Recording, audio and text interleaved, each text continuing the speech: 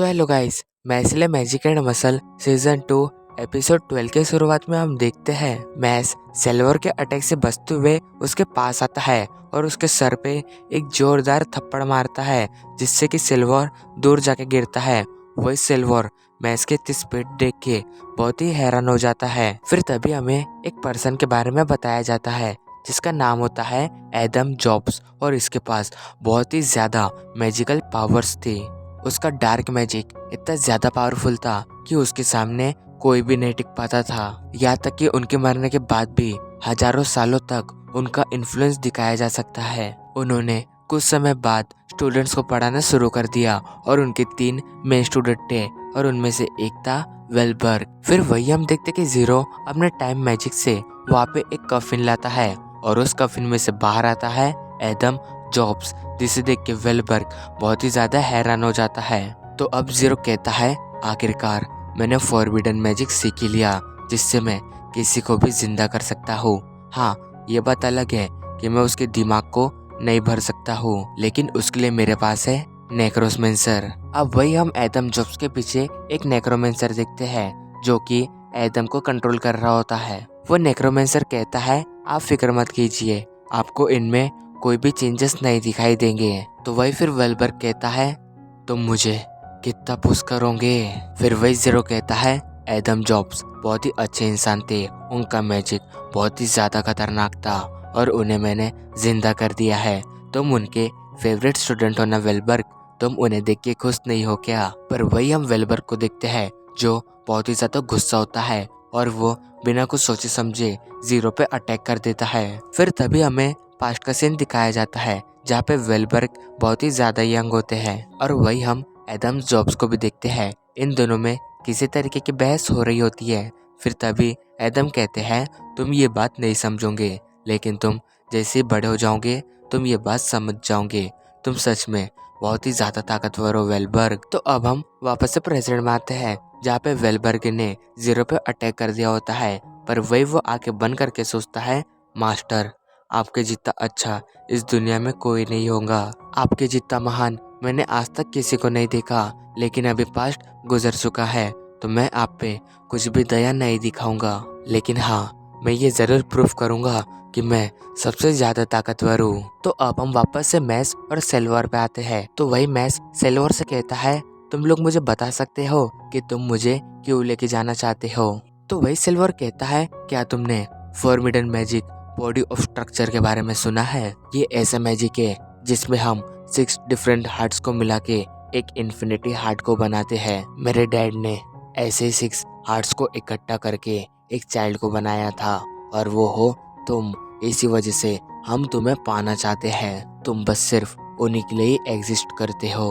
वही सिल्वर की ये बात सुन के मैस बहुत ही ज्यादा हैरान हो जाता है। तो सिल्वर कहता है तुम बहुत लकी पर्सन हो, तुम्हें डैड के साथ जुड़ने का मौका दिया जा रहा है। पर वही मैस कहता है लगता है तुम्हारे डैड मुझे एक प्रोटीन शेक की तरह यूज करने वाले हैं ताकि मैं बस उन्हें एनर्जी दे सकूं, लेकिन अभी मेरा सोने का समय हो चुका है। और ये कह के वो लिटरली वहाँ पे ही सो जाता है और खराटे मारने लगता है।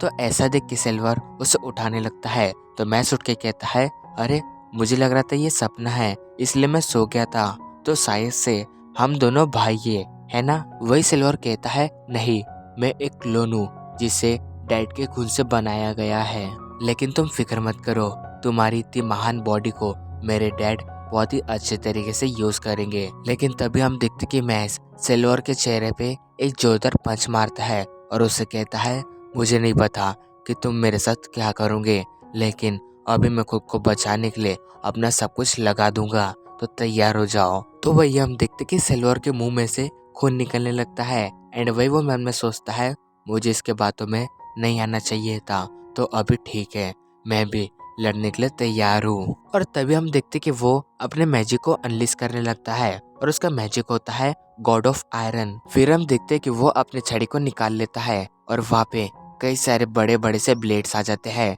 फिर वो उनसे मैस के ऊपर अटैक कर देता है। हम देखते कि मैस उससे बच जाता है, लेकिन जैसे ही वो पीछे देखता है तो पीछे जो स्कूल होता है वो पूरी तरीके से टूट चुका होता है। तो वही सिल्वर कहता है ये ऐसे ब्लेड्स है जो डायमंड को भी काट सकते हैं, और हाँ मैं तुम्हें बताना भूल गया, ये तुम्हारे पीछे जब तक रहेंगे जब तक ये तुम्हें खत्म नहीं कर देते।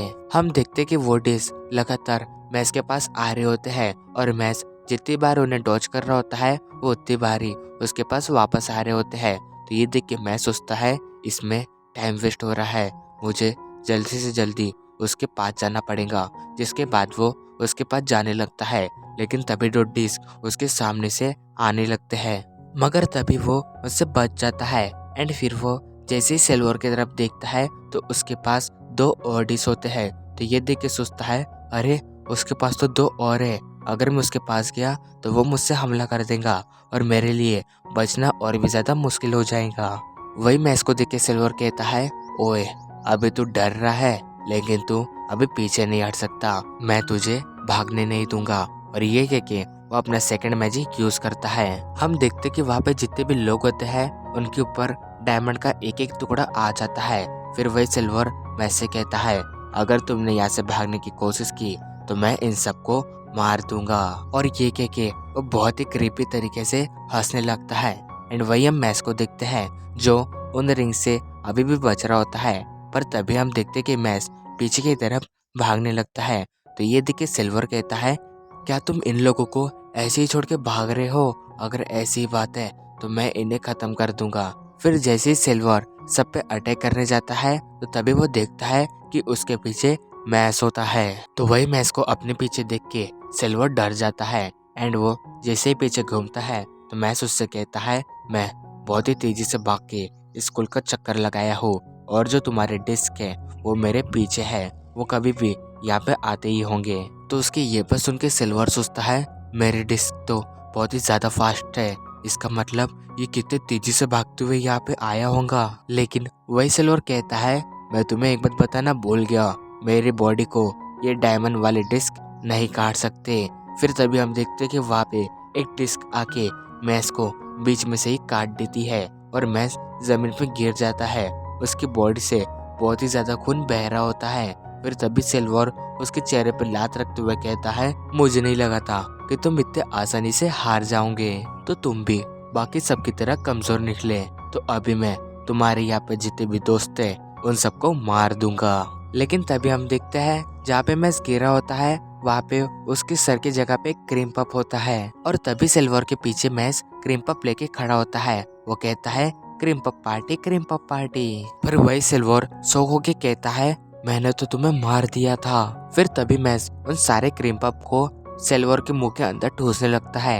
एंड वही सिल्वर सोच रहा होता है ये कैसे बच गया, मैंने तो इसे खत्म कर दिया था। तो अब हम देखते कि मैस सिल्वर की गर्दन को अपने दोनों हाथों से पकड़ के दबाने लगता है। एंड वही सिल्वर की डायमंड चमड़ी होने के बाद भी उसकी सांसें रुक रही होती है क्योंकि मैस ने बहुत ही जोर से उसके गले को दबाया होता है। फिर तभी हम देखते कि मैस के पीछे और एक रिंग आ जाती है जिसे देख के मैस वहां से हट जाता है और सिल्वर के बॉडी के पूरे टुकड़े टुकड़े हो जाते हैं। तो अब मैस पूरे कॉन्फिडेंस से कहता है मेरे दोस्तों को मैं बचा के रहूंगा, मैं तुम्हें किसी को भी मारने नहीं दूंगा। और इसी के साथ हमारा ये एपिसोड एंड होता है। Thank you so much for watching my video.